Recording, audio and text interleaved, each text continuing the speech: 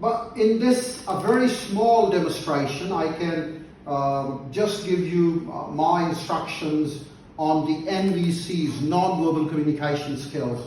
So usually when you settle yourself before an examiner, before a boss, usually they confirm the identity of the candidate.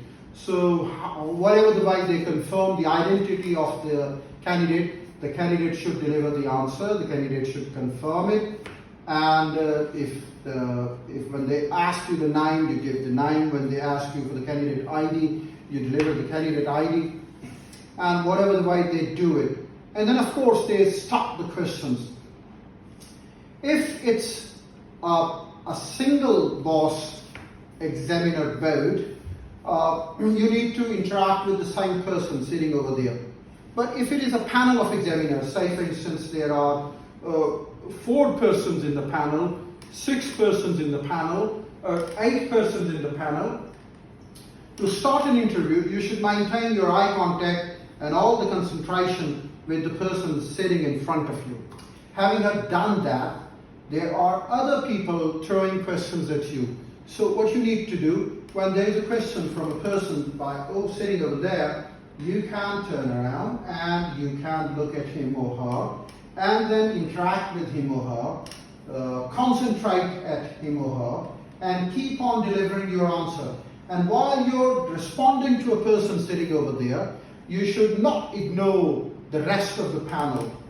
As you have been interacting, responding, communicating to a boss over there, to one of the examiners over there, you should rotate your eye contact.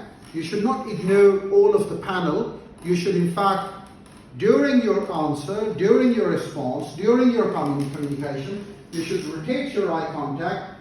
You should turn around. You should involve all the other examiners as well. Of course you're responding to the person sitting over there, to an examiner sitting over there, to one of the bosses sitting over there, but you don't ignore the rest of the body, the rest of the panel. You in fact interact with them as well, so you can rotate your eye contact as well. And just like a very living person as I do, you should also do the same. Sometimes the examiner intentionally asks you a question that you don't understand. There could have been a different reason. Sometimes they speak at a very modest voice pitch, or sometimes they intentionally put an adverb or any of the word that is rather baffling. So you don't understand that. What should you do? You can't say, sorry sir, what did you say? Would you like to repeat yourself? Could you repeat yourself? No, that is out of the etiquette. That's what you should not do. What is the best way to do it? You should say, I beg your pardon, sir. I beg your pardon, ma'am. Pardon, sir. Pardon, ma'am. Pardon, please. So this is one way for asking them to repeat themselves. And you should speak as long as there is not another question, in fact. Well, usually when there are questions, if you have prepared your answers for 30 seconds, that's more than enough. Because usually the answers do end well before 30 seconds. But you should keep on talking as long as the examiner does not ask you another question. That shows your willingness to speak. That shows the content to speak. That shows your desire to speak. So you should speak as long as the examiner doesn't ask you another question. And once the examiner shows the satisfaction, then you move on to the next one.